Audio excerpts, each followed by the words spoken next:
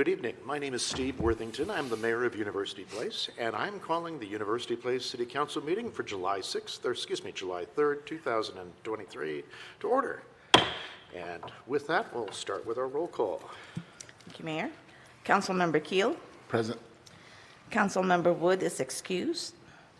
Councilmember McCluskey is excused. Councilmember Fleming. Here. Councilmember Belisi. Here. Mayor Pro Tem Figueroa. Present.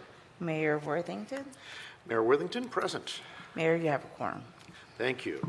And to continue with our start, if Councilmember Keel, could you lead us in the Pledge of Allegiance, please? Thank you. Would you all please stand? I pledge allegiance to the flag of the United States of America and to the republic for which it stands, one nation, under God, indivisible, with liberty and justice for all. Thank you. Councilmember Keel. And I would entertain a motion to approve the agenda. Mayor Pro Tem Figueroa makes a motion to approve the agenda. Thank you. Is there a second? Councilmember Belisi, I second. All right. So we have a motion to, are there any changes to the agenda proposed? If not, those in favor signify by saying aye. Aye. Those opposed? Hearing none, the motion passes. The agenda is approved. And that's going to move us on to our presentations for this evening. So we have our pleasure this evening. We've got the 28th District representatives with us, Dan Bronowski and Mario Levitt, representing us in the 28th, and a chance to hear how things have been gone on this last session. It's been my observation is it's a very busy session, so at least it seemed that way from where I sat. But please come join us here, and we'd like to hear about your thoughts on the session and some of the things that took place as well. So. Well, thank you, Mr. Mayor and council members for having us. We really appreciate the opportunity, and it's great to join you on the eve of July 4th. So happy July 4th to all the citizens of University Place. And we just came off a 105-day session. And as you know, that's the long session. There are there's 105 days and 60 days. So this was the first year of the biennium. So this was the biggest budget year, if you will. And then went back for 1 day, so I call it 105 plus 1 in terms of our session. It was also exciting because this was the first time that we've been together fully in person since COVID. So during COVID, we were 100% virtual in 2021. In 2022, we were hybrid. There are 9 members on either side. 2 of the members of ours were there in terms of Rep. Bronowski and I. But it was a very lonely place because there were just 9 of us on each side, and the halls were empty and the gallery was empty. So it was very exciting to be back this year with everyone, and you could feel the energy. The energy was palpable for the public who were down there to oppose and support legislation that was important to them, including University Place members and citizens, as well as those who were involved in crafting and drafting policy. So very exciting time to be back in the session. And we proposed, over 2,000 plus bills were introduced between the House and the Senate. So high number because, again, I think the excitement of let's get to work in person was there. And over 460 plus, I don't have the exact number for you, but happy to get that for you, bills made it to the governor's desk. So, it's a long tranche to get there. And so not all make it to the finish line, but those 460 plus did. And so we had a real strong focus. The other thing I will say is that 95% of the bills that were introduced and signed by the governor of those 460 plus were strongly bipartisan bills.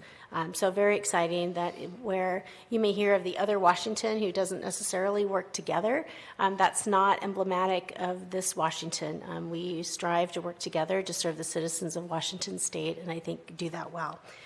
So there were 3 or 4 topics that were of top priority for this particular session. Of course, there are several issues that matter to citizens across the state, but the top priorities that we went into session were housing and workforce. for obvious reasons, and of course, public safety. And so I'm going to focus on a few topic areas, and then I will hand it over to my wonderful seatmate to focus on others. And so we split up the topic areas, if you will. But really, I think, accomplished quite a bit because there was so much excitement to get through the session. In housing, you heard and have seen titles in newspapers that this was the year of housing. And while I generally don't buy into titles, I don't think they're accurate half the time. I think it is in this case. And so I want to talk a little bit about housing bills. And we invested over $1.2 billion in housing between the operating and the capital side. So very exciting focus on that. In terms of housing, we had 3 areas that we talked about quite a bit. Supply, as you know, we have a supply challenge in housing, support, and sustainability. So those were kind of the 3 S's in which we went about our work for housing. Again, between the capital and the operating, $1.2 billion, a big investment. House Bill 1110, I know that you're all very familiar with that, and really grateful. Over the course of that bill, it got to the Association of Washington Cities support, so really appreciate AWC and you all who were involved in that effort to get to a good place in that bill that passed, and that's really going to make us progress towards housing stats. If you think about the need for housing, we know that we need 1 million houses in supply by 2040. If you think about the Housing Trust Fund, which was implemented in 1986, we built about 60,000 homes since 1986. So getting to 1 million homes, half of which are going to need to be affordable housing, half of which are going to need to be market rate, is huge. So getting 1110 across the finish line with your support has been great. In addition, House Bill 1337 eased the construction of ADUs, which is also another alternative, an important alternative. I know that the City of University Place supports ADUs and has policy in place already, so you were ahead of the curve in terms of the state, so we appreciate that good work. 1273 in terms of, or 1283, excuse me, in terms of streamlining permits and getting regulations out of the way to get to housing supply was really important. So we made some good progress in that regard. House Bill 1636 to strengthen foreclosure protection and extend that to condos and homeowners associations, which we have quite a few of in the City of University Place, we know. House Bill 1474, which addresses past housing discrimination and racial covenants, was a very important bill, supported by the realtors and several groups to really get that across the finish line to recognize that important past discrimination. We infused $400 million into the Housing Trust Fund. And I think when I first got elected and first started in 2019, the Housing Trust Fund was maybe 125, 150. So in 5 years, it's really expanded, which is really critically important. $170 million for shelters, $124 million for home upgrades, weatherization projects. Again, that's the sustainability. The more that we can keep people in their homes, the better it is to ensure that we're not protecting. We also infused and addressed homelessness to continue infusing dollars into the rental assistance program that Pierce County administers, because we want to make sure that people can stay where they are, again, for sustainability. And then, continuing emergency rental assistance, allocated $60 million for encampment response and outreach was really important. $30 million to expand funding for children and youth homelessness. We have a dearth of youth homeless options across our state, including in Pierce County, and that has been a challenge for a very long time. Washington is not unique, but we still have to address it and address it in a important way. And then we increased dollars by $27 million in the Housing and Homelessness Fund, which is called HEN, for those of you who may be familiar with the HEN program, which also was very important for our cities and especially our counties who administer those programs to get the dollars out. I'll mention something real quickly. I'm going to sprinkle in a little bit of city stuff that you're excited about in between topic areas. So the one thing I know you're excited about is the Public Works account. And so for a while, that account was used for other purposes. I'll just say that in a diplomatic way. And we restored that account. So that is fully restored, and so you will have opportunity to engage with that account. I hope you do apply for funds for that. So that's very exciting.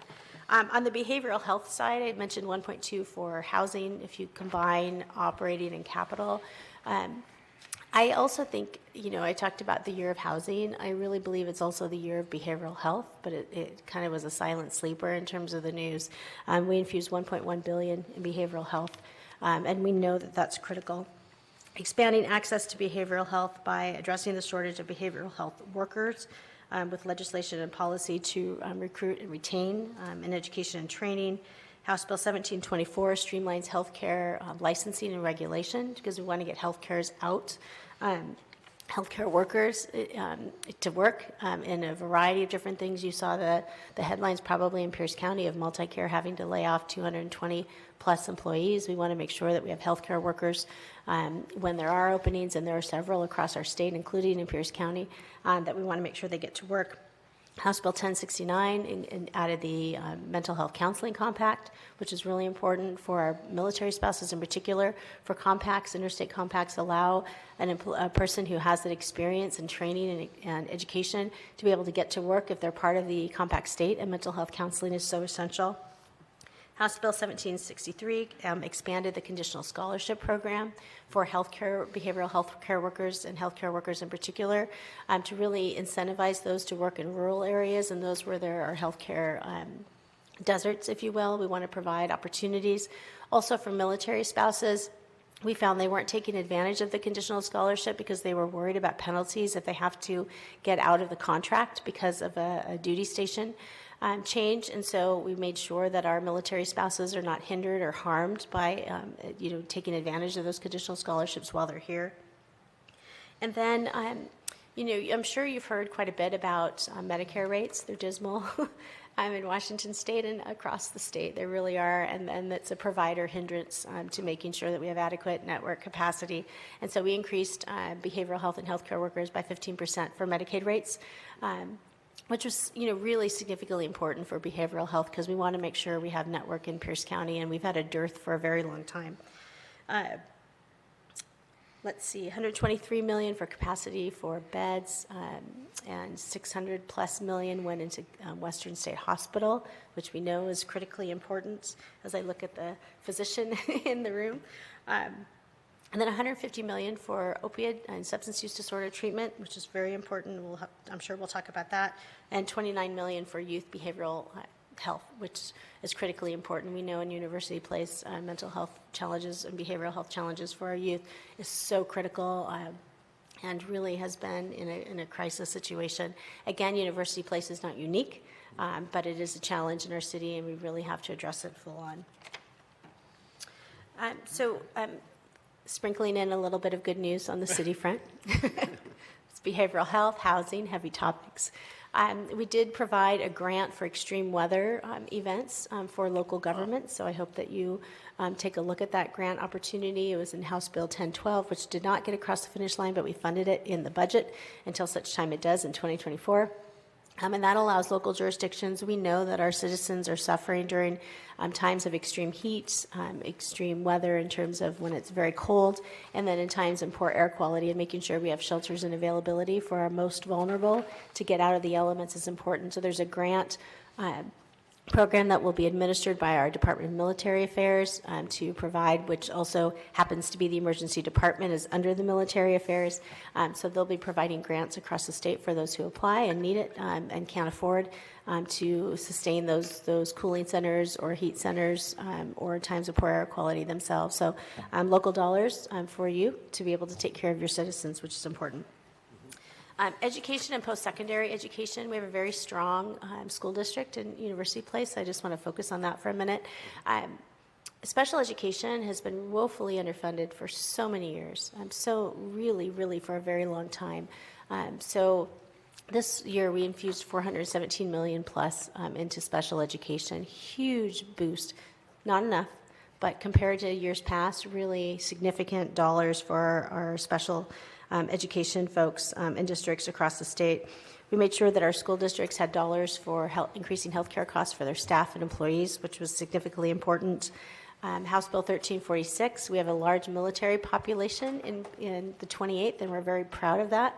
And so that creates a Purple Star Award for school districts to recognize that they are strongly supportive of our military families, and in particular our military children who need extra support. And House Bill 1236 expands.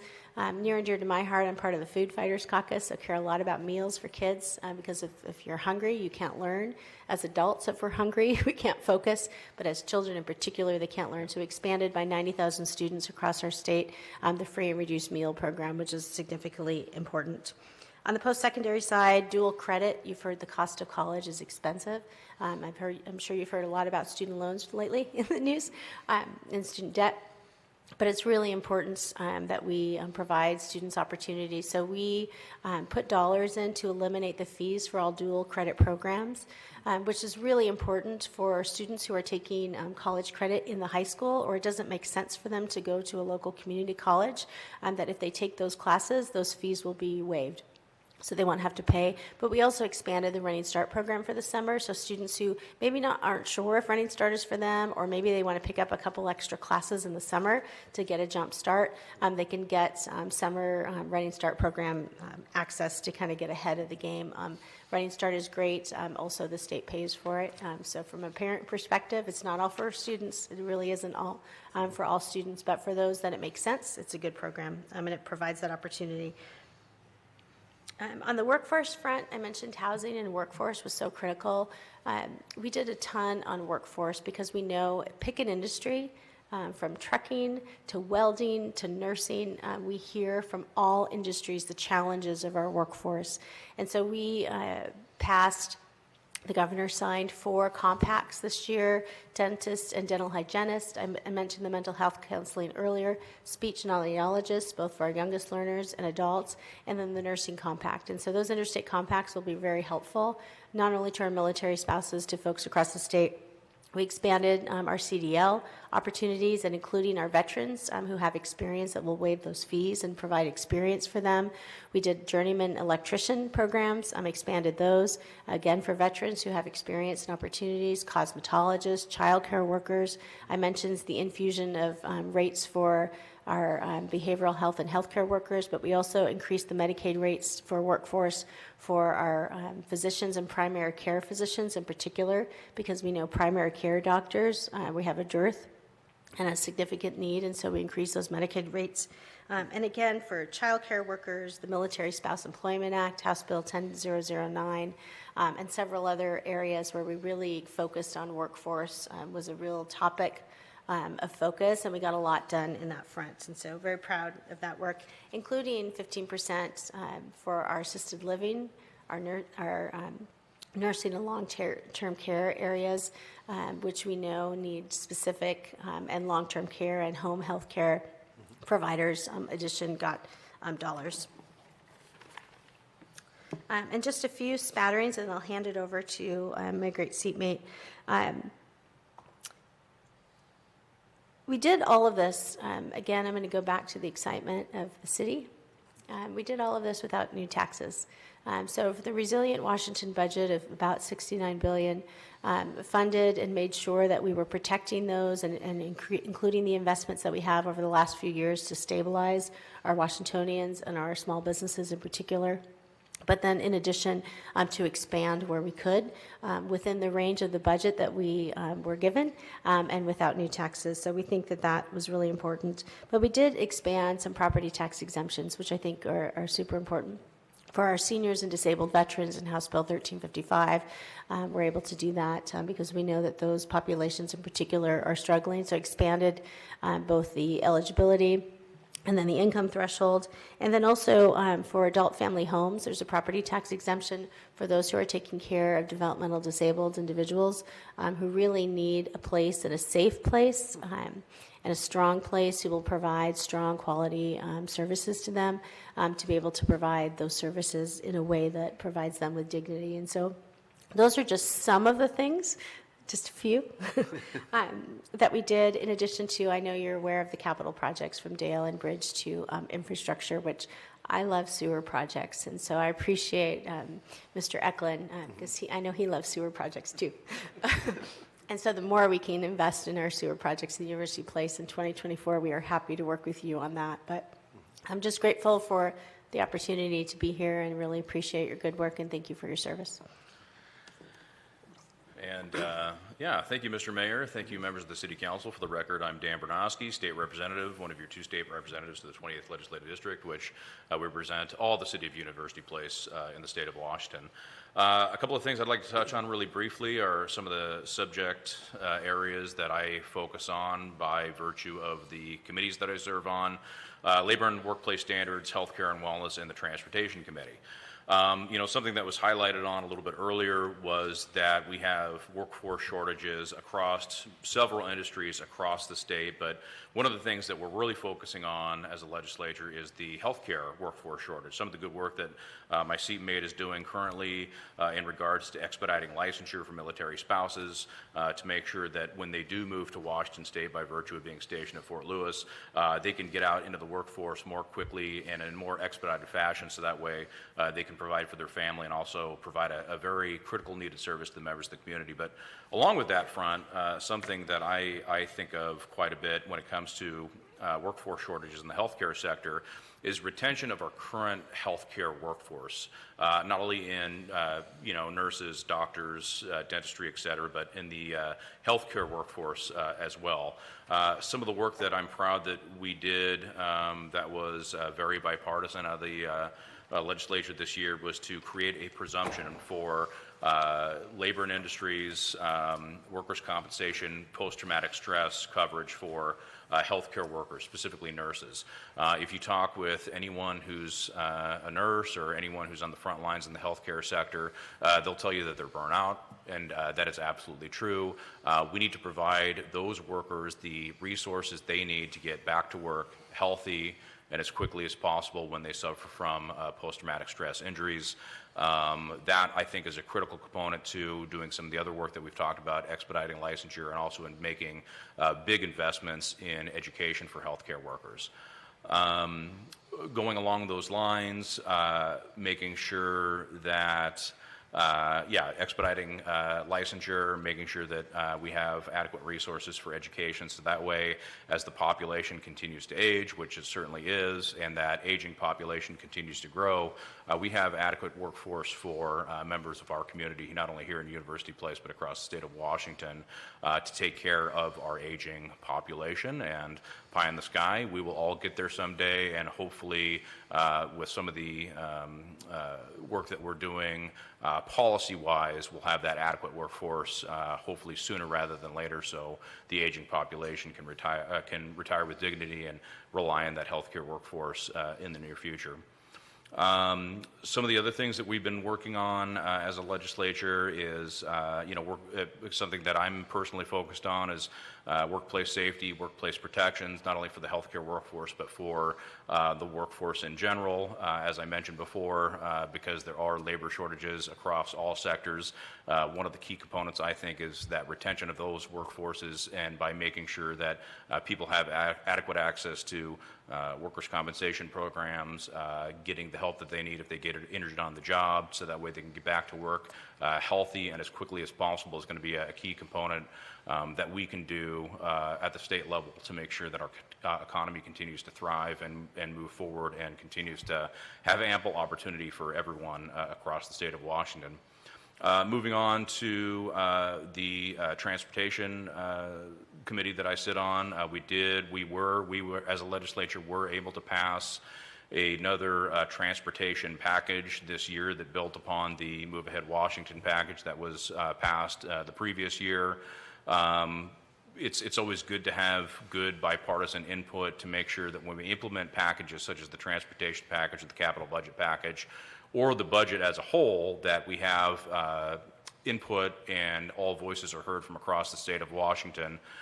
So what you'll see in this upcoming package is continued investments in preservation and maintenance, making sure that key transportation investments in our local communities, such as making sure that freight and commerce can continue to move out of the Port of Tacoma, will certainly help our community and certainly help the jobs that are focused on making sure that people working out of the port and making sure that those supply chain issues are better addressed at the local level by making those investments in the Port of Tacoma and areas like that. And then, building upon those things, we had a lot of successes in, again, working in a bipartisan fashion to make sure that there's just good governance taking place, making sure that the lights are on, making sure that collective bargaining agreements with all state and public employees are fulfilled, making sure that we continue to invest in our public workforce and our state workforce to make sure that when we work collectively between the community of University Place and the state of Washington, that there's just good governance taking place, making sure that, like I said, the lights are on, making sure that people have reasonable and good paying jobs when it comes to working in the public sector. And then one other thing that I'd like to continue to address, or continue to expand upon, moving around a little bit. The state continues to move forward in implementing a 988 system. I think this is a key component in working in tandem with the 911 system to make sure that when people are in crisis due to a mental health component, they have resources or better resources in place. So that way, when someone is having a mental health crisis, and they don't necessarily need to go to the hospital, and they don't necessarily need a intervention right now. They have an over-the-phone clinical intervention with an easy-to-remember phone number, so that way they can get better help when they need it most in a more expedited fashion than making a normal appointment with your mental health therapist, et cetera. So what we're doing at the state level is working collaboratively with 911 systems across the state, working collaboratively with Volunteers of America to make sure that when someone does call 988, they have that clinical intervention in place. And I think what we're doing well here in Pierce County is we're trying to figure out a way, and we're moving forward towards co-locating the 988 call center with the 911 call center, so that way, if somebody does call 911 and it's more appropriate for 988, or vice versa, when somebody calls 988 and it's more appropriate for 911 to go ahead and pick up that call and respond, they can bounce ideas off each other, they can transfer that caller to a more appropriate resource. So hopefully, that'll be a key component in, providing better mental health resources to people across the state, but also relieving some of that volume, that sheer volume that 911 operators and call takers and responders have been seeing over the past couple of years, that sheer increase in call volume. Hopefully this will be, and I believe it will be, a good complement and a good resource for members of the community to have when they need it most, and that way they can get that clinical intervention, whether it's over the phone or whether a designated crisis responder shows up and provides the help that someone might need, in addition to a 911 response if it's warranted or needed. And finally, the thing that I think we should address is we did get called into a special session by the governor to address what was called the Blake decision, a decision on how to best respond to people who are suffering from substance use disorder, who use controlled substances and narcotics in public spaces. The bill that was agreed upon at the end during that special session allows for local communities to have the option to use a criminal justice response for people who, if offered resources and if offered alternatives to incarceration, they do have another set of incentives, for lack of a better term, to hopefully go down the path that they need to go down, so we can help members of our community that are suffering from this unprecedented crisis when it comes to substance use disorder, namely fentanyl and methamphetamine, that just people, when they are suffering from, substance use disorder, they are not of sound mind and cannot always make good rational decisions for themselves. So hopefully the policy that we put in place during special session will allow cities like yours and cities across the state to have a universal approach to not only offering diversion and substance use disorder treatment and mental health treatment But also, if for whatever reason those alternatives to incarceration fail, there is a backup plan, which is a criminal justice approach that will allow that person to navigate the criminal justice system with therapeutic courts and the local prosecutors to make sure that we give people the help that they need, whether it be through mental health and substance use disorder treatment or a pathway through the criminal justice system.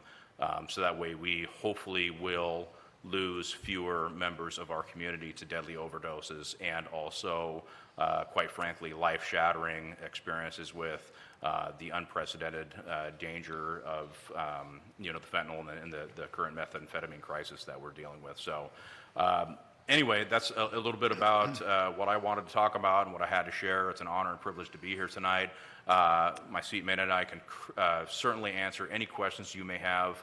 I'm sure there are things that you would like to discuss that maybe we didn't bring up, but it's an honor and privilege to serve in the 28th, and we get a lot of work done during a 105-day regular session, but there's always work to do, and things inevitably don't pass, or things inevitably need to be worked on in the near future, which is why the legislature convenes every year, 105 days and odd years and 60 days during even years to implement a budget, to implement policy, and hopefully we are working as collaboratively as we can with the City Council here in University Place and our 4 other cities in Pierce County and JBLM to work collaboratively between the state of Washington and all our local municipalities to provide a good product for the people of the state of Washington, and certainly provide a good product for the people of the city of University Place. So with that, I'll quit gabbing, and I'll certainly pass it on to the City Council if you have any questions. Thank you. I appreciate it.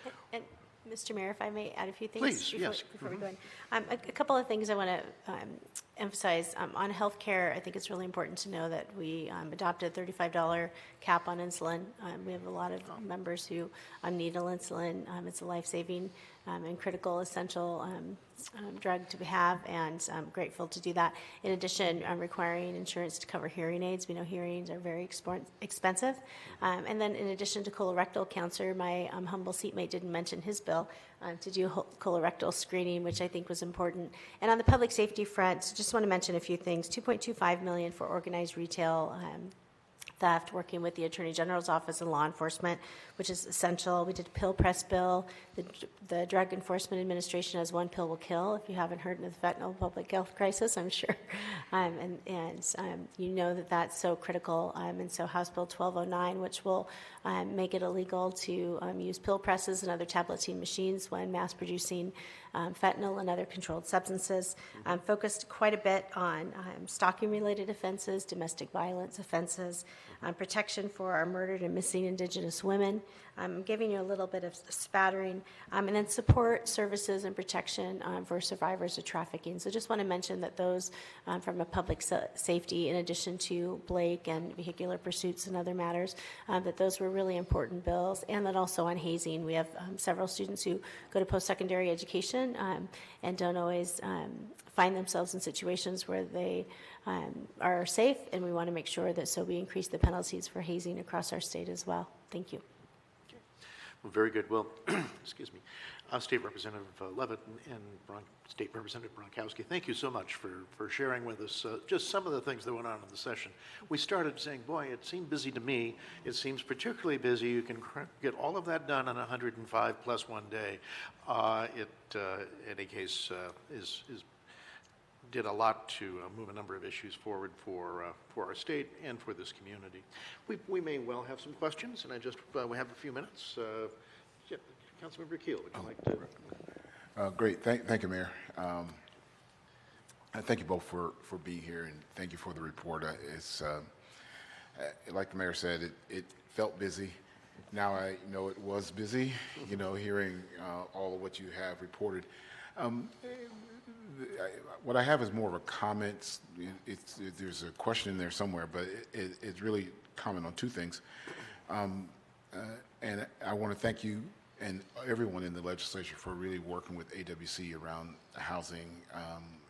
As you know, we all are a part of it. I'm probably more so very much intimately involved with AWC and with their legislative process and with all of the things that we do from AWC standpoint dealing with the legislature. So I really appreciate getting to an answer, the way that we did. And with that, there's still some things that AWC hopes that we can get to in '24 that will be of benefit to cities, to all 281 cities, from our perspective. That being, as we look at all the bills around housing that were passed and signed by the governor, there are some things in there that AWC still questions whether or not it's going to get to what we want to get to. And so the question is, I think and I hope that there is in the bill, in all the bills, there's some piece of where we're gathering data, so that once we say, okay, we got Bill X, and Bill X is going to do these 4 or 5 things. Okay, so let's look at the data. Did it actually do that, or did it do something else? And so, from an AWC standpoint, that's the hope that we hope you and all of your teammates within the legislature gets to, right? To a place to where we can actually get data around what we think these things we're going to do, and then once we understand that data, then we figure our way to respond to it. So that's one. So is there some thought about that? Was there some conversation about that at all? Yeah, thank you, Councilmember Keel, and I'm Representative Mari Levitt. I introduced myself in the beginning, apologies. I also serve as Vice Chair of Housing, and so we'll be doing work sessions in October and November. Our October work session will not focus on data because it's too soon, and the bills are just going into effect about now. But we will be asking for reports as we go through, to find out in terms of implementation, what did that look like and how much. I mentioned the 60,000 from 1986 from the Housing Trust Fund. That's a data point that we know of, and so we'll continue to ask for data in terms of, on 1337, how many ADUs were built across the state and what does that look like? And 1110, what does our housing supply look like? Working with a variety of different partners, from realtors to housing providers, to a host of things to get to that data and analyze that. But we regularly do work sessions, and that will include that. Okay, great, thank you. One more question. Please. So, and the other thing, it deals with transportation, and a lot of transportation bills, and it's great. Last year was fantastic. This year was very good, building upon that, as you said. The question I have around that, well, there's some angst, I guess, around a lot of cities that came up in AWC circles, and it's the definition of a transportation stop. Okay, when you talk about, I think in the bill it says, hey, if you're within X amount of miles of a stop, then you have to have this type of stuff around you. Well, if we did that in University Place, because we're gonna have a BRT going down right now, it's scheduled to go down Bridgeport, and we're still having conversations about that. But if that bill today, if we were interpreted, we're gonna have multiple stops along Bridgeport. We would have to change that everything out there would have to change drastically and just be really bad, okay, from the standpoint. And so the question that we have in AWC is having a sharper definition of what a bus stop means. Is it a transit station, a transit center, that kind of thing like that? So there's some work there that we think that has to be done to kind of clarify that work. Yeah, if I may, completely agree. That definition does need to be really fine-tuned to make sure that communities aren't negatively impacted. And this is, I believe, specific to the transit-oriented development bill that would allow for, any transit stop, as you mentioned, high-rise buildings. I mean, kind of like, what we see here. Is that appropriate for, because, not only we're hearing about concerns from University Place, but we're hearing it from DuPont, Lakewood, everybody. Yeah. Everybody has a bus stop for the most part. In specific to DuPont, they have the Sounder train is coming to the DuPont station. Is it appropriate to have a high-rise apartment complex with, maybe parking minimums, maybe not? I don't know the answer off the top of my head, but it certainly needs to be more fine-tuned.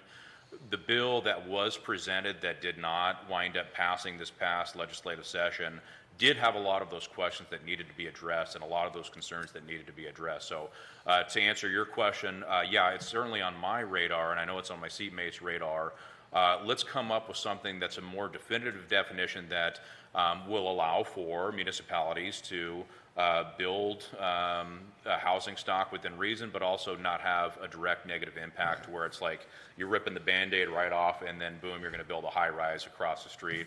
Not only for bus rapid transit systems, but for, like I said, the sounder system down in DuPont, or your regular bus route, which there are several of in this community and in communities across the district. So I look forward to continuing to have those conversations, and feel free to reach out to us anytime. We always have a good, positive working relationship when those concerns do come up with specific language in a specific bill, and I'd be more than happy to work with all of you collaboratively to figure out something that's going to work for UP and something that's going to work for the other communities in the district. So yeah, it's certainly on our radar. Thank you for bringing it up. All right, thank you. You're welcome. Thank you, Mr. Mayor. Thank you. Councilmember Fleming, you had a question or statement? Thank you, Mr. Mayor. I'll be brief. I just want to say thank you to both of you for being here tonight. I've enjoyed just getting caught up on what's going on down in the legislature. I wanted to make a couple of quick comments. One, with the healthcare shortage, I really appreciate the work y'all have done there, especially on the expedited licensure, being in a group where we deal with vulnerable populations. That has had a huge impact, just so you'll know. It's working in that one. So, same for mental health, in the work you guys are doing on infrastructure. Those things are really important, not just to the state, but they're super important to our community. And, obviously we represent University Place here, but having those things available, having the resources there. So I hope those will continue to be worked on as you guys go through that. The thing that has troubled me is over the past 2 legislative sessions, there's sometimes this appearance that it's now the state versus cities versus a collaboration. It's more of a not animosity, I'll say, but more kind of a we against them kind of situation. I hope as we go into the 2024 session, we can see more of the things that you guys are working on. I was just impressed listening to the number of initiatives you guys have taken on and the job you've done. I just want to put my plug in to say, please continue, representing the 28th district. I know you got to represent the state. I know you got to represent other factions, but remember the 28th, remember University Place, and keep doing the great job that you guys are doing. So thank you. Thank you. Thank you. And Mayor Pro Tem Figueroa. Thank you, Mayor. And again, ditto on what others have said. With all the work that you've done and others, it's very impressive. So much was lifted. We may have not agreed with everything, but in this world of complexity, I think that a lot of good things were happening, and that's what we have to celebrate is all the good things that did happen. And certainly we have a lot to celebrate in UP for what you've done for University Place, not only this last session, but also in the previous sessions that we're still using those funds to build. And so thank you again. I have just a couple of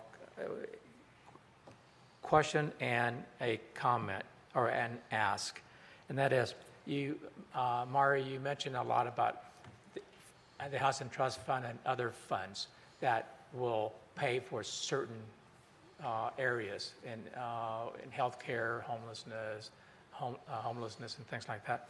Is there a way to extract from someone out of these pockets of money, how much of those out of that fund was spent in Pierce County? There is. Fortunately, the funds that we allocate go to departments across the state, whether it's Department of Commerce or others, and they allocate dollars based on whatever it is they're giving out, so whether it's Housing Trust Fund or Housing Essential Needs or rental assistance dollars. And so there is a very direct line of which dollars get to Pierce County and how much, and how many dollars get to HEN for Pierce County and other counties. And so there is a way to extrapolate out which dollars go to the county as pass-through dollars on then to nonprofits and other providers who do that work. So we can easily be able to identify where those dollars go. In addition, we'll be able to, on the capital project side, be able to identify where those dollars go. In fact, there's a beautiful, I'm a little bit of a policy geek, and I love little maps, even though I can't read maps, but they have the text underneath, which I really appreciate. So if you go to leap.wa.gov, you'll be able to pull up the 28th Legislative District, and then there's little dots of where all these projects go. So you'll be able to tell and drill down specifically where in Pierce County we can do that for each project and where dollars go. We can also drill down in the 28th Legislative District. We can drill down to University Place. So there are ways to identify where these dollars are going, and we'd be happy to provide you information on whatever it is you need and that we can get from our state agencies. Well, on that, certainly will be, I understand about the latter part that we can probably figure that out here. And Mayor, if maybe we can schedule something with the administration to give us a kind of a training session on how to go through that, because I think that will be of interest to most of us. And that leads to about the extracting out those, where that money flows from the different departments, from those housing or the funds. And I say that for the purpose of not only as a council member, but also as a PCRC member, executive board member, and as well as some on the Puget Sound Regional Council executive board. And we talk about all these types of funds that are available. And certainly, I certainly in those capacity, in those positions, I have a great interest to understanding where that money is going per county, and so especially in the Puget Sound region. So that would really be nice, and hopefully we can do this in-house in the latter part. My last comment is, or actually question, and that is, you talked about different kind of funding on the healthcare area. And I might have missed it, but did you say anything about caretakers? And because I know that there's a huge problems with caretakers, senior caretakers, as far as not only training, but pay, things like that. I might have missed it, so if you can maybe repeat that again or expand on that, please. Yeah, I mean, it all comes down to workforce. We want to incentivize people to become caretakers, and we want to keep people that are currently caretakers in the profession. Something that the state of Washington does is has a collective bargaining agreement with one of the SEIU locals that provides for living wages, health care, and other benefits to make sure that those people have the best living that they could possibly earn by being caretakers. Now, that is to say, we certainly need more. There are pathways for people who are primary caretakers for their elderly parents, for their siblings, in addition to people that do it for a living for folks that they aren't related to. But yeah, it's one of those key components of the overall healthcare workforce is going to be long-term caretakers, and there absolutely currently is a shortage that needs to be continually addressed, and that I think a key part of that, like I said before, is incentivizing people to get into the industry, incentivizing people to stay in the industry, make sure people are fairly compensated for the work that they do, but also, yeah, we need more people in the workforce in general. It's one of those industries, right, probably leaps and bounds above several other industries in the state of Washington that has a workforce shortage that absolutely needs to be addressed. So the state is continuing to work on that, and it will certainly be on our radar as the population continues to age and we have more folks entering retirement. That need is going to rise exponentially higher than what the current needs are. So yes, absolutely. Thank you. Thank you, Mayor. Very good. Mr. Mayor, may I add? Please. Is that okay? Thank you, Mr. Mayor Pro Tem. House Bill 1674 also infused quite a bit of dollars for our home health care workers, and specifically both for rates and benefits, because we know how important they are to our seniors and aging population, and we want to make sure that they have quality care, and that starts with the home health care worker. So they were front and center as part of our workforce shortage. And then on the other if I may go back to your original comment about seeing where the dollars go for PSRC, the east side also has a very unique interest in seeing where those deserts are as well, and where funding is going. And so Department of Commerce in particular on the capital side, we pay very close attention, whether it's broadband or capital, infusion for healthcare facilities, et cetera, of making sure that those dollars are infused across our state. And where there is a need. And so we're able to drill down county by county to be able to see where those dollars have been invested historically and where there are needs. And that's where sometimes the dollars flow.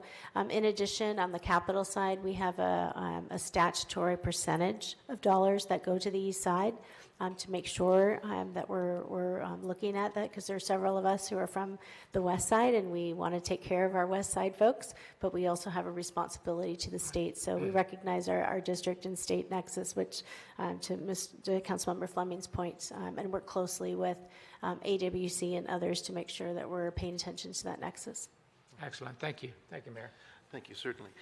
And yes, there is quite a bit of work that has been done and remains to be done. But I wanted to make a few quick comments as well.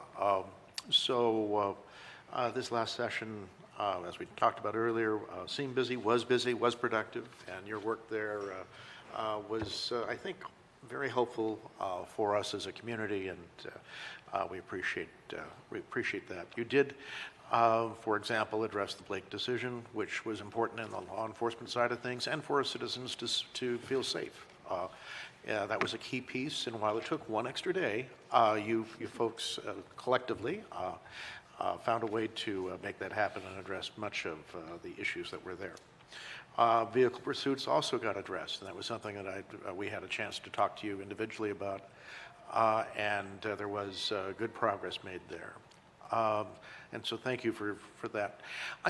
I must say, I think I may have been in your offices about 3 times during the course of the session. And you were always available, you always were listening, and I believe you were very responsive. Thank you for that.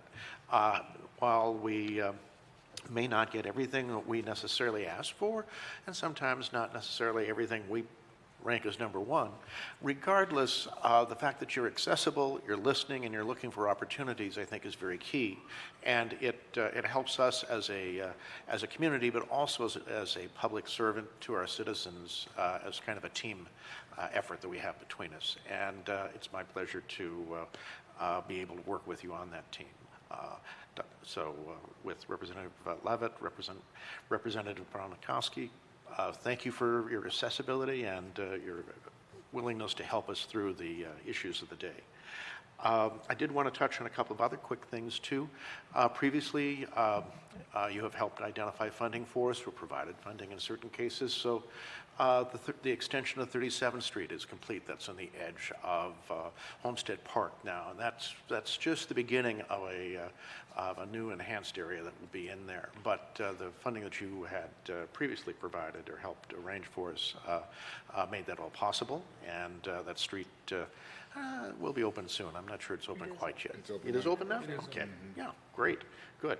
And so that's been excellent. We've also, were instrumental in helping us with the 67th Street sewer construction project. By this time next year, that should be done. So about the time you wrap up the short session next year, we should be completing that project. And that's going to be a significant increase in the areas that are being protected and served by a public sewer system in our community. And then you've provided some C money for us as well for certain design functions for Day Island Bridge and for some other improvements. That'll help get those projects rolling, and then we can get into the actual construction. All of that makes our communities, or this community, better.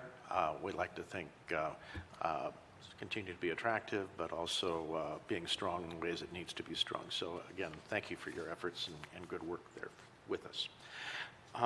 I think with that, we may be done on this side. And so appreciate you coming in and telling us about the recap. Oh, I do have one question for you, though. This last session, there was some conversation, I think some funds put aside to open up perhaps multiple training, law enforcement training centers. And I just wasn't too sure where we were going with that. As I know you're aware, University Place Citizens recently passed a levy that'll add 8 more commissioned officers and 1 partially commissioned officer. Where those folks get trained will change how soon we can get them on the streets. Any words about that? You know, it's pretty exciting. Last year, we added 14 to 16. I don't have the exact number. I will get that to you, as well as this year, how many added basic training academy classes we added in the CJTC for training. But in addition, which I think is even more exciting, to adding, you know, definitely more training centers, because we want people to go through faster, because we know that recruitment and retention is critical. But we also added regional training centers. So I was able to go to the grand opening of the regional training center in Pasco. When we were there, it was wonderful because we saw all of the cadets' names already on the training center classroom. They were ready to go. And then a regional training center will also be opened up north and down south. Because we know that those regional training centers are especially important for recruiting folks who are place-bound, particularly on the east side or down south or up north. They can't necessarily come to the CJTC and go through the traditional training because they have family or other responsibilities. So allowing and having regional training centers are so essential to be able to increase those classes and those opportunities across our state for our place-bound students or those who, again, who are unable to go, or it just doesn't make sense. But in addition, we infused basic training classes. We know that when law enforcement have somebody on staff that they're paying in advance who can't go quite get to the training yet because they want to hang on to them because they don't want somebody else, the neighboring city, to take them and scoop them up. You know, you're paying for somebody who's not necessarily doing the job. They're doing something important, no doubt, but you're hanging on to them because you don't want to lose them until they can go through the training. So it's really important that we not only infuse the CJTC classes, which we've done significantly, we also infused, we had a great recruitment and retention dollars for our Washington State Patrol, which is the law enforcement jurisdiction, if you will, that the state has. You all have jurisdictions for local law enforcement. Our jurisdiction stops with the State Patrol, but in addition to the CJTC and funding for classes, which then you hire, which is great. So yes, we've done quite a bit of infusion of training because we know the sooner we can offer those trainings and the more we can offer. And then regionally, when we have those training centers, the more locations versus just the CJTC in Auburn, it's great to have those opportunities to do that. And it is going to, if I may real quickly, Mr. Mayor, it is going to take some time to bring those additional recruits on board. I had a real privilege to do a ride-along last week with Steilacoom Public Safety, and they brought it to my attention that there's a shortage of cadre of instructors at the Criminal Justice Training Commission training center. So although we are bringing on capital infrastructure to include training centers like the one in Tri-Cities, to mirror the one that we have in Burien, and there's one in Spokane also. Without a cadre of instructors, it's going to be it's going to take a little bit more time than cutting the ribbon on a building, which is something that I'm certainly more than happy to work with our partners in law enforcement to help to address. There's a couple of different things going on, namely, I think the number of retirements for experienced law enforcement personnel, just like retirements for experienced fire service personnel, that's something that has really created a lot of turnover. So where do you find that cadre of instructors, the next generation of instructors, to train the next generation of police recruits? That really is the challenge, in addition to the investments that we're making in the capital infrastructure for training centers. So it is getting better, but it is going to take more time, more investment, and more work to make sure that we have adequate law enforcement resources out responding to our community's needs. Good. Well, certainly it's a significant step, and while it's not the only thing necessary to be successful, it's one of the key pieces, and glad to have that, and we can start thinking about how to get the cadre of instructors there as well. Agreed. Well, great. Well, I think at this point we may get ready for our next item, but thank you again for joining us tonight, and Thank you appreciate very much. you hearing all the good work. Thank you. Thank you.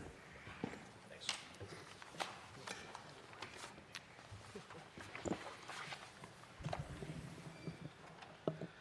And that next item would be for public comments, I believe, with presentations done. So do we have anyone online or in the room that would like to make public comments? We're going to, on your computer screen at home, you can see the instructions as to how you can identify and have the opportunity to make comments to the council, up to 3 minutes. I don't believe we see anyone in the audience that is going to be making a comment at this point. Emmy, do we have anyone online, or would you like to go through the instructions, give them a little more time?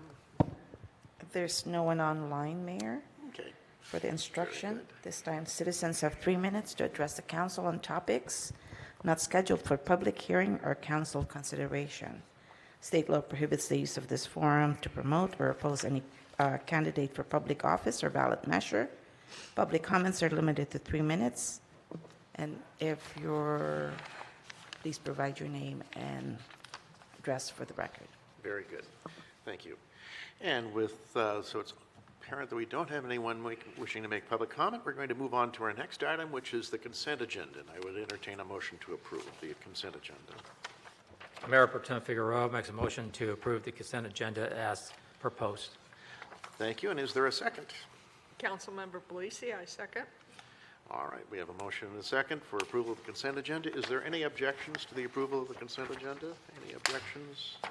Seeing none, the consent agenda is approved. And that brings us to city manager reports. Mr. Sugg. Mayor and council members, over the weekend or last week, we had a successful law enforcement shoplifting effort that was conducted by our University Place Police Department, and it achieved some attention from the news media. Como 4 had a film crew out there and highlighting the great work of our police department. I'm going to have Chief Patrick Burke come up and say a few words about that, and just because I think it's worth highlighting, it was a significant effort.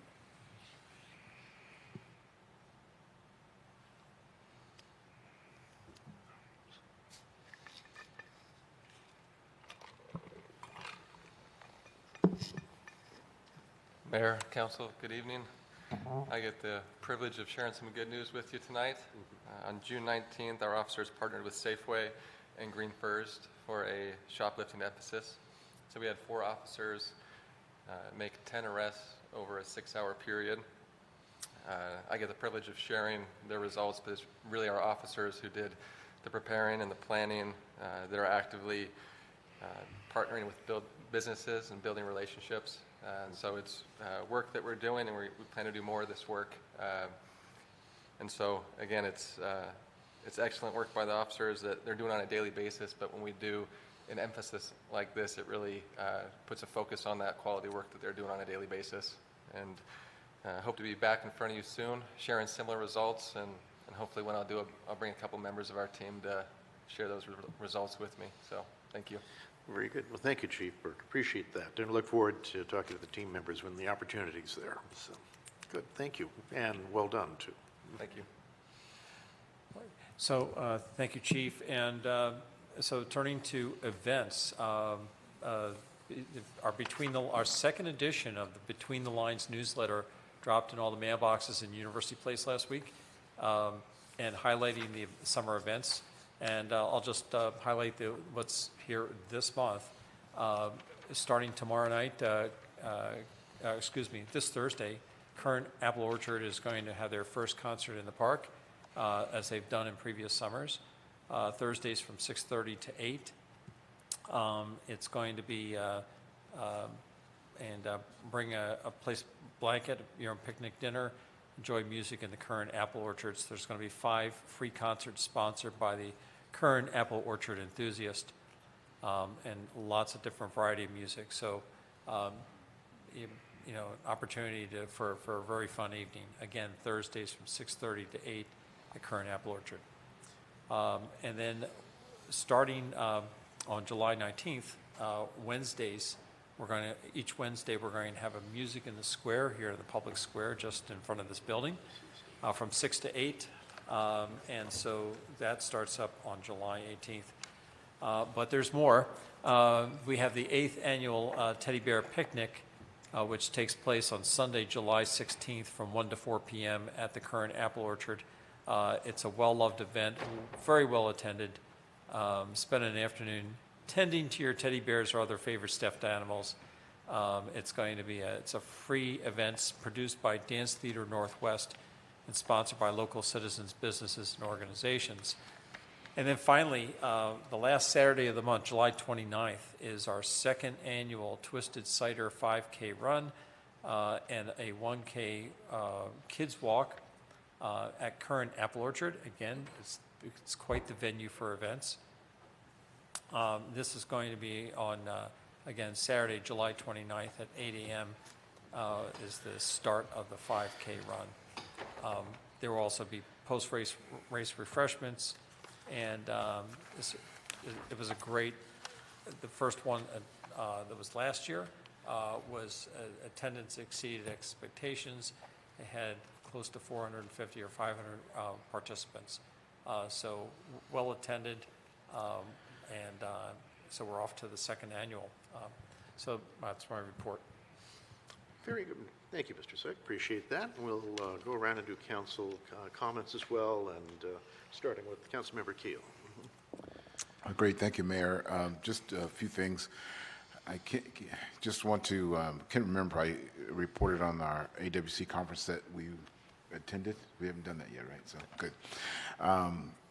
It's been a long time since, a lot of days happened between then. So I did have the privilege of going to AWC in Spokane a few weeks ago. My participation in that whole meeting, I did a couple things.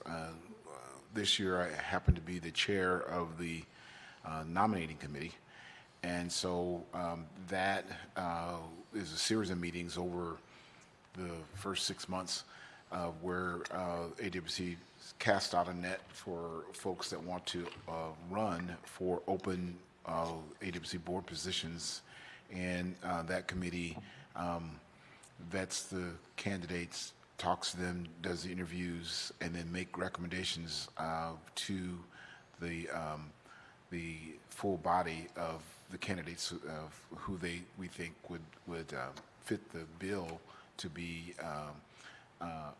board members, and that could actually stand for running. So we went through all of that in the business meeting. It was a great business meeting. It was we had some technical difficulties at one point in time, but we worked through that. We elected a new slate of candidates. We have a new president who is out of Spokane. Betsy Wilkerson, council member from Spokane, is the current president this year. The other thing that I was involved in there too was the statewide broadband effort. So we had some presentations from the state broadband office talking about the maps and that the federal government is going through right now.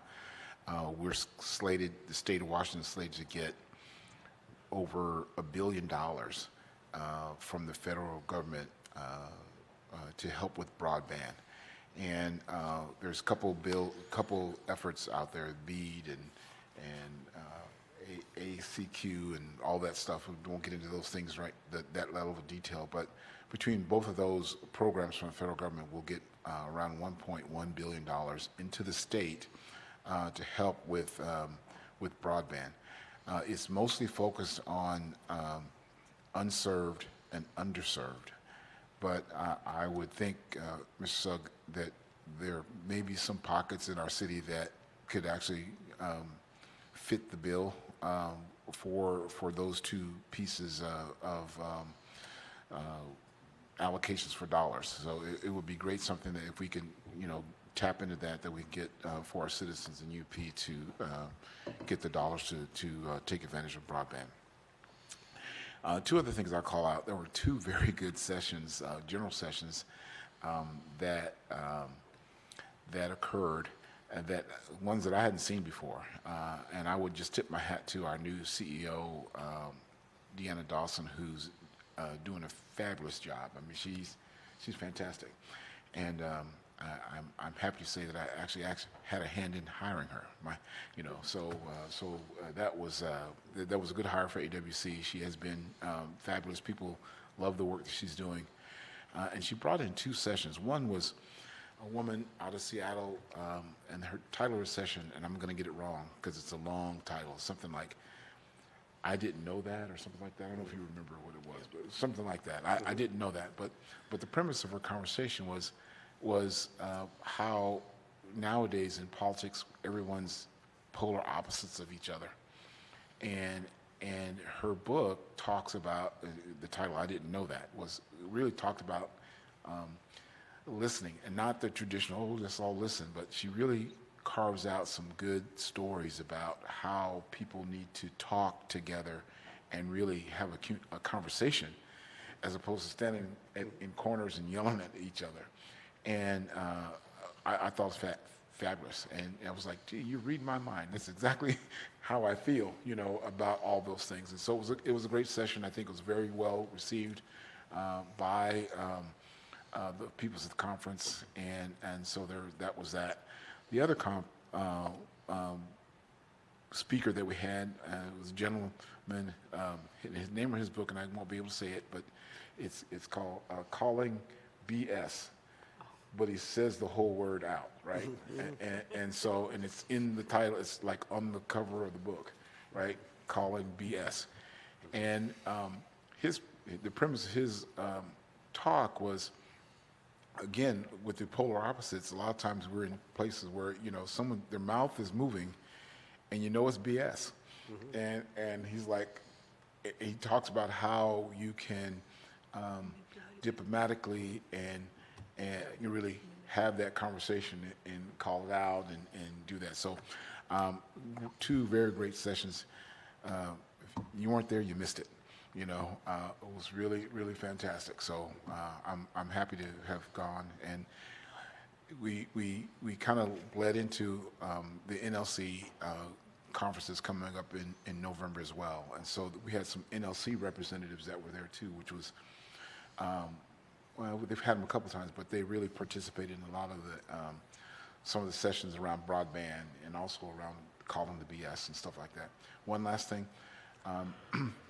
The technology committee at NLC, which I chair, and we talked about the money that's coming on, but there's another big thing that I hope that we can maybe start talking about here in the city too. Is, there's this new technology, AI technology, that is out and about, and ChatGPT is one of the applications that's out there, but then there are a lot of other artificial intelligence things that are happening that are quite dangerous.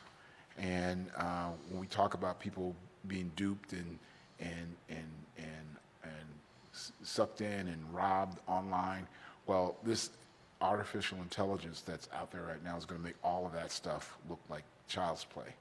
And so there's just a caution that a lot of cities are starting to look into and how we can combat that. So I just offer that as a thing I'd like for us to talk about here in the near future. With that, thank you. Thank you. Appreciate that. Councilmember Fleming. Thank you, Mr. Mayor. I have nothing tonight.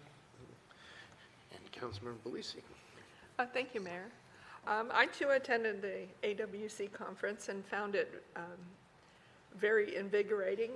A lot of the sessions I attended had to do with how to re-engage our public, how to have discussions when the individuals that you are talking to may not be on the same agreement spectrum that you are in, how to have those difficult conversations and develop a sense of curiosity about their position. And so some of the sessions were actual not case studies, working with others in the room to develop that curiosity by asking informative questions. So the individual shares their experiences. But I particularly did like the way the AWC conference was ended with the calling BS. I've always been a believer that while data is good for decision making, we shouldn't solely rely on it, and the presenter basically showed why relying 100% on data may be missing the point, and that it is up to leaders as well as the community to call BS when the data just doesn't seem to make sense, or the data points being presented aren't realistic for the situation that you're trying to resolve. So I'm looking forward to reading that book and learning a little bit more about how to be more curious and dig deeper into data sets before forming an opinion. So, Very good. thank you. Thank you. And Mayor Pro Tem Figueroa. Thank you, Mayor. As far as the PSRC and PCRC, if you looked at your emails, if you haven't, please do. I not only sent you the summaries that I normally sent, but I also decided to send you the actual agenda for the meeting, which is full of other information that you also might be interested in, not just myself. So if you go through there, you can pick and choose what your interest is, and if you're welcome to any time to call me and ask me, any more details about any of those areas. That being said, maybe we should get a book, that BS book, and give it to all the legislators up in the Capitol. Thank you, Mayor. I was thinking it, but I wasn't going to say it. Well, thank you, Mayor Pro Tem Figueroa. It's a good, it's an intriguing idea. Certainly fun to think about. So I just have a few things. I also attended the Association of Washington Cities conference in Spokane, and actually my biggest takeaways were calling BS, and also the conversation model that we had going on, and which is to say, hearing the other side, having an open mind, being able to listen, and even though you have an opposing viewpoint, not necessarily shutting everything down, but hearing and looking for those the common ground, the middle ground on such things. I never thought of it that way. I'm sorry. The book title just popped in my head. Okay. I want to say, I never thought of it that way. I never thought of it that way. Thank you. Yeah, all right. Yeah, I thought it was an editorial comment, but no, that's the book title. You're right. It was a good conference. There was also sessions on housing and housing policies, and then talking to colleagues from across the state and getting some ideas of the things they're facing and how that can help us deal with the challenges that we have here. So, good conference. I was happy to participate, and as you talked about, come back a bit invigorated about things. So, it worked out well. Well, I think that's Mayor? Yes. Just one more thing I forgot to mention is that for at least for the public to know that, and this will be on our website, social media, we are canceling the meeting of August 21st, the council meeting. So just an FYI for those, we're having our meeting, the one meeting we'll have in August is on August 7th. very good, and thank you for that reminder and appreciate that. So August 21st, regular scheduled meeting. We're canceling that one, as the city manager just said. Thank you.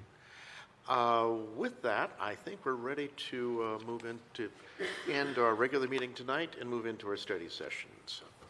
And we'll do that with Jack Eklund's help. So, thank you, Mr. Eklund. All right. Thank you, Mr. Mayor and City Council. I'm Jack Eklund, Director of Public Works, and tonight I'm bringing to you for study our annual update to our 6-year transportation improvement plan. We are required by state law to adopt and annually update a 6-year transportation improvement plan. This plan lists the projects needed to meet our transportation demands, and also covers, this plan specifically covers the years of 2024 to 2029. The format, as you'll see, looks fairly familiar, I'm sure, from what we've seen each year. But the main changes for this one is we have removed one project from the list. That's the Chambers Creek Road Phase 1 project, as that will be complete by the end of the year. And so that it's nice to check projects off the list. We also have added a new project to the list, and this is listed as under project number 4, which is we've labeled the Grandview Intersection Improvement Project. And this is a project that we've added to address some of the safety concerns we've been receiving on Grandview Drive in that vicinity of 36th and 35th Street in that stretch. And we've had a couple of serious accidents over the last couple of years there. Then in addition, we have updated some funding statuses of three projects. That's project number 14, the 40th Street Phase 3 project, in which we received some contingency funds for. Project 31, which is labeled UP Crosswalk Improvements. That's a project we received a Safe Route to School grant for. That is a project that runs basically on a little bit on 27th Street, but it's basically going from UP Primary at their the crosswalk at 27th and Elwood, but then going up to Grandview, then going all the way down Grandview across through the junior high property, and then turning up Olympic, and then up 40th Street all the way past the high school, and ultimately up to the back entrance of Narrowsview. And that project will upgrade all our lighting to the brighter and more efficient LED lighting. We'll upgrade our crosswalks to current ADA standards. We're going to be putting a raised intersection at 27th Street and Elwood to help control some of the speed issues there and help pedestrian movement. And then also add a raised crosswalk at behind the junior high at their primary crosswalk. So that's and it also has some speed radar signs for some help traffic control, as well as some pedestrian and bike counters would be installed as part of that project.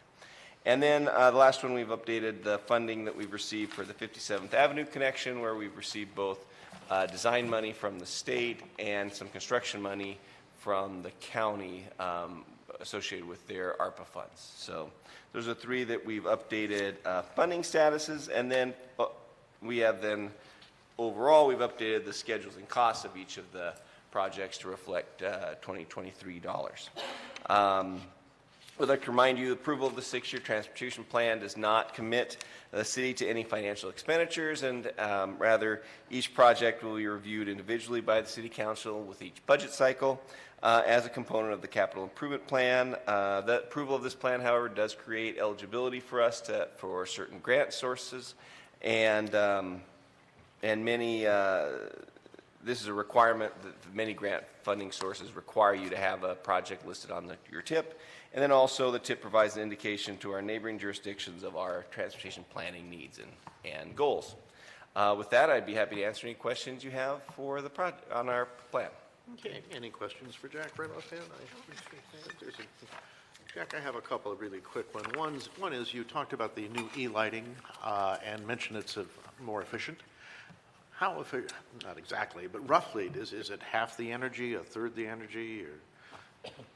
I don't have that number on top of my head, but it's I think it's closer to a quarter. It's quite a bit less. Yeah. It makes a staggering difference, but I can follow up and get that for you. That's just generally curious. And then you had also mentioned a moment ago about this puts our neighboring jurisdictions on notice about our projects, and I assume that there's some opportunity for them to comment. Have we ever commented on any project coming from a neighboring TIP? I haven't provided any comments, although sometimes we use that when we're looking at our kind of joint, needs. Like a good example would be we are partnering right now in some transportation planning with Lakewood and Tacoma for improvements of Lakewood Drive, and so that's kind of a meshing of our plans. Where the systems come together and being able to coordinate that and see that. Yep. Okay, and the timing works, and we can schedule projects appropriately. Well, thank you. What I'm taking away from from this is that the council is very, very comfortable and familiar with the proposal, the updates that are going forward, and that they should go forward and to move this on for the formal approval process. So, you made this one very simple, of course. So. All right, thank you. Thank you. And I think that brings us to the end of our agenda. And now, did we, by golly, we're even a little early. Okay. But if there isn't any good to the order issues, yes, Mayor Pro Tem Figueroa. I'm glad you asked. So, this is for Mr. Sugg. Can you give us an update on the meter parking where I'm kind of just got lost when it's supposed to be going? Jack sat down too quickly, so we'll ask him to come back up. Sorry about that, Jack. It's just I was trying to stick to what was being presented and not trick with a whole different question that had nothing to do with what you were up there for. But okay, thank you. Yeah, sure. So where we are with that process, the meters have been ordered. I know we've got some of the information to start launching the public education campaign, and I know that Nuri's been working with Linda's group to get that going pretty soon. We're working on the various agreements that you have to do for the various payment sources, the pay by phone. I know there is a agreement for that we are getting basically the contracts worked out for that. Nuri did put a call into the meter folks today to just get a status update, and he hadn't heard back from them. But we're anticipating delivery of those. We're anticipating probably getting delivery of those in August is what our assumption is. And so, but then we'd probably go live. We want to make sure we have a good month of public education outreach before we really are live with the charging and implementation of the program. But we'll hopefully, once we get the vendor contracts and all that back from the folks, then we'll that'll help form the rest of the other steps. Everything else That online. helps. Thank you, Jack. Thank you. Appreciate your impromptu but good answer for us. If there's nothing else, then I'm going to adjourn our meeting. Thank you all. Thank you, Mayor.